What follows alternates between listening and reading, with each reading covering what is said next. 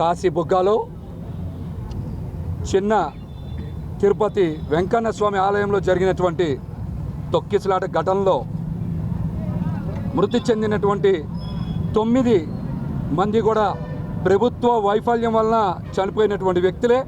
అవి ప్రభుత్వ మరణాలే. అక్కడ ప్రభుత్వ వైఫల్యం చాలా స్పష్టంగా కనబడుతూ ఉంది. ఇంటెలిజెన్స్ ఫెయిల్యూర్ చాలా స్పష్టంగా కనబడుతూ ఉంది. దేవాదాయ ధర్మాదాయ శాఖల అధికారుల వైఫల్యం చాలా స్పష్టంగా కనబడుతూ ఉంది. ఆలయానికి కేవలం 1.5 కిలోమీటర్ల దూరంలో పోలీస్ స్టేషన్ ఉన్నా ఎందుకు భద్రత కల్పించలేకపోయారు?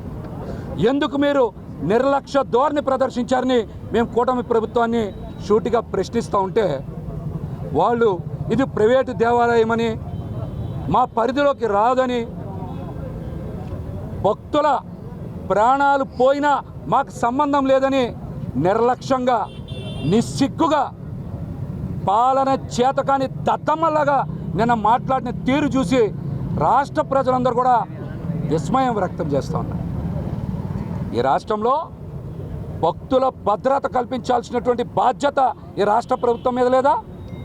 దేవాదాయ ధర్మాదాయ శాఖ అధికారుల మీద లేదా? హోంశాఖ మంత్రి అనిత గారి మీద లేదా?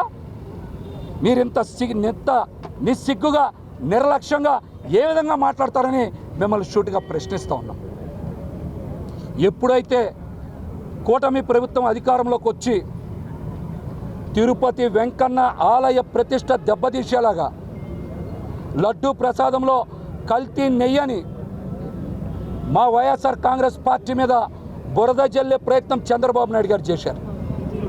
రాజకీయ దుష్ప్రచారానికి తిరుపతిని వాడుకున్న తర్వాతనే వెంకన్న స్వామికి కోపం వచ్చింది. అందుకని మీరు చూడండి, వరుసగా జరుగుతున్న ఘటనలన్నీ కూడా యాదృచ్ఛికం కాదు. అవన్నీ కూడా దైవానికి కోపం రాబట్టే వరుసగా ఘటనలు జరుగుతూ ఉన్నాయి. అన్ని ఘటనలు కూడా వెంకన్న స్వామి ఆలయాల్లోనే జరుగుతూ ఉన్నాయి.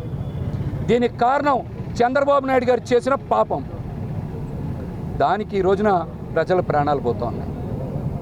దీనికి ప్రాయశ్చిత్తం చేయాల్సినటువంటి బాధ్యత రాష్ట్రంలో ఉండేటువంటి పురోహితుల మీద, అర్చక స్వాముల మీద ఉంది.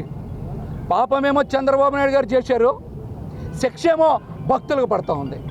పాపమేమో పవన్ కళ్యాణ్ గారు చేశారు, శిక్ష ఏమో భక్తులకు పడుతూ ఉంది. అమ్మవారి ఆలయానికి లక్షల మంది వచ్చారు దసరాకి, ఒక్క ఘటన జరిగిందా?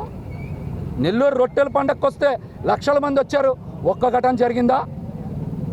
ఎప్పుడైతే కల్తీ లడ్డూ మీద ప్రకటన జారీ చేశారో ఆ రోజే తిరుమలలో మరి తొక్కిసలాట జరిగి 6 చనిపోయారు.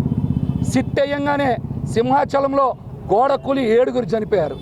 అక్రమంగా సుబ్బారెడ్డి గారిని ఇరికించాలని బురద జల్లి విష ప్రచారం చేయాలనుకున్నారో నిన్న కాశీబుగ్గ ఘటన జరిగింది. ఇవన్నీ కూడా యాదృచ్ఛికం కాదు, దైవ ఆగ్రహమే అని కూడా మేము ఈ సందర్భంగా తెలియజేస్తూ ఉన్నాం. మేము ఒక్కటే చెప్తా ఉన్నాం, ఇది పూర్తిగా ప్రభుత్వ వైఫల్యం, చంద్రబాబు నాయుడు గారి వైఫల్యం. కాబట్టి మీరు రాష్ట్ర ప్రజలకి క్షమాపణ చెప్పండి. తక్షణమే ఆ ఘటనకు బాధ్యులైనటువంటి స్థానిక పోలీస్ అధికారుల్ని, దేవాదాయ ధర్మాదాయ శాఖ అధికారుల్ని సస్పెండ్ చేయాలి. నిర్లక్ష్యంగా మాట్లాడుతున్నటువంటి హోంమంత్రి అనిత గారిని ముందు సస్పెండ్ చేయాలి.